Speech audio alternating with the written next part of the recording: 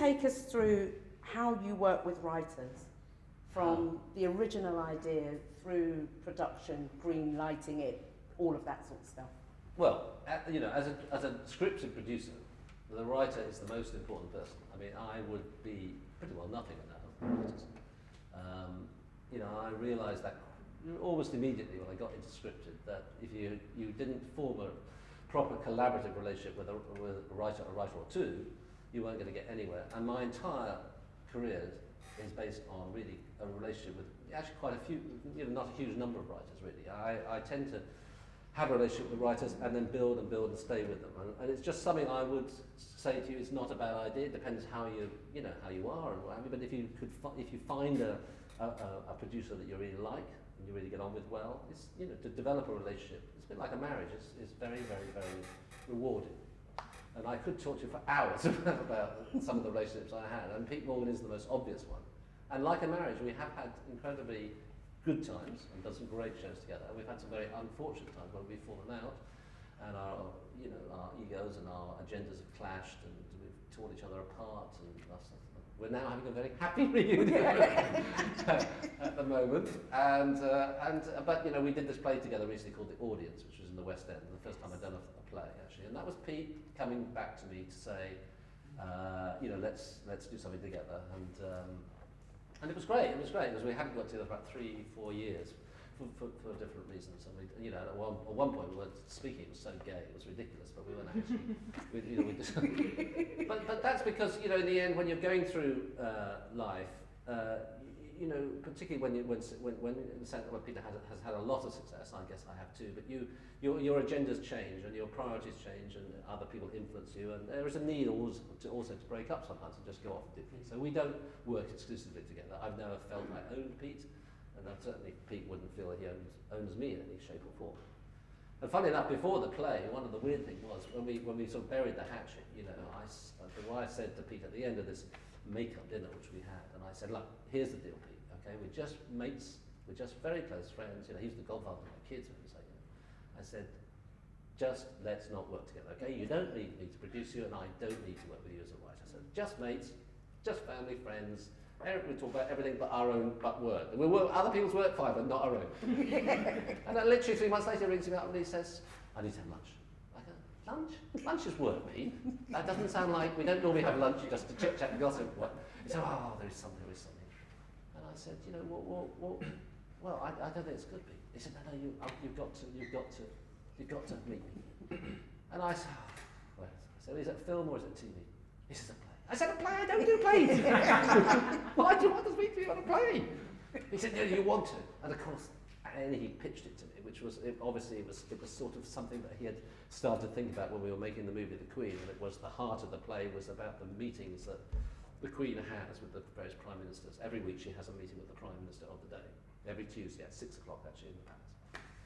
And it was something that he'd featured 2 or 3 times in the movie, and he'd become fascinated by this notion because, and it's brilliant as a playwright, because this meeting is completely unrecorded. There are no notes, there are no recordings of it, and there is a vow that the Prime Minister of the day will never reveal what the Queen, the monarch, has said to him. So it's not even in the memoirs. There's very, very. So we basically, so the Queen has been rabbiting since 1953.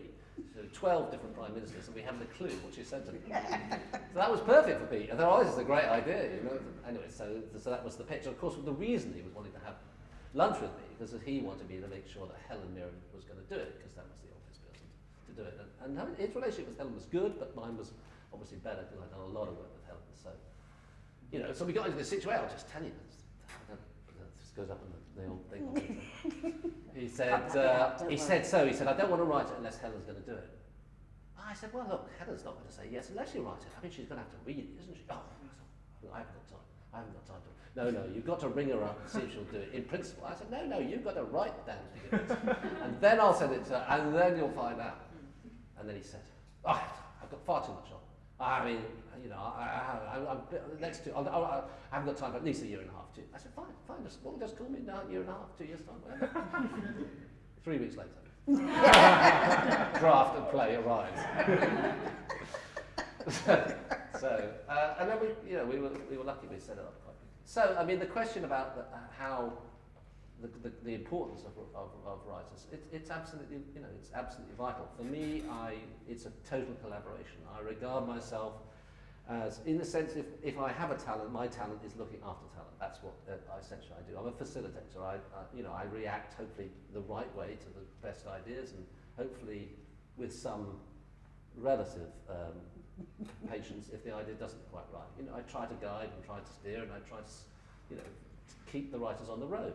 Some writers are very sensitive and just want to write. Others want to take a much bigger role in the productions, and you just have to accommodate what it is. Peter tried to direct. Well, he didn't try to direct. He decided to direct at one point. This actually was why we fell in. And I didn't feel that Peter. I just didn't feel that he was the best person to direct his work. Actually, if I was honest, did I think Peter could direct? Of course, Peter could direct, because he was very smart. He would know roughly where to put the camera. Anyway, you would have a vast array of the very best technicians who would put the camera in the right place and the sound place in the right place. And any good writer who knows his or her script will know about the performance they were looking for or the tone they're looking for. That is a given. But the actual process of directing is an incredibly complex and technical one. And my view was that Peter wasn't temperamentally suited to it, which proved to be the case. And that's not any disrespect for him, because he needed to try it and need to prove it to himself. And in the end of the day, it wasn't what he liked doing best. It wasn't about his talent or whether he could do it. Not just in the end of the day, it wasn't the best use of his time. Peter could write 3 or 4 scripts in the time he could make actually one script. And what Peter prefers to do, and most of the writers I work to do this, they like to be involved in the choice of the actors, the choice of the director, and be involved in the edit. So the process of writing is an all-encompassing one. It isn't just here's the script and you produce it. I don't do that. I collaborate all the way through. So the writer's vision for the piece remains. It doesn't necessarily remain intact. It depends obviously on the pressures of the broadcast and all that kind of stuff. But by and large, they are part of the process all the way through. That is obviously the privilege of a writer who has success and can command that position. But it's a good thing to to start with that view that you want to try to keep. It's not that a writer's work shouldn't go on a journey, because it is definitely going to go on a journey. Every part of the process, whether it's the director or the producer, or indeed the actors actually, are going to, and of course the broadcast or the commission people, are going to push it this way and that way, but it's important that the writer, I think, stays on the process. So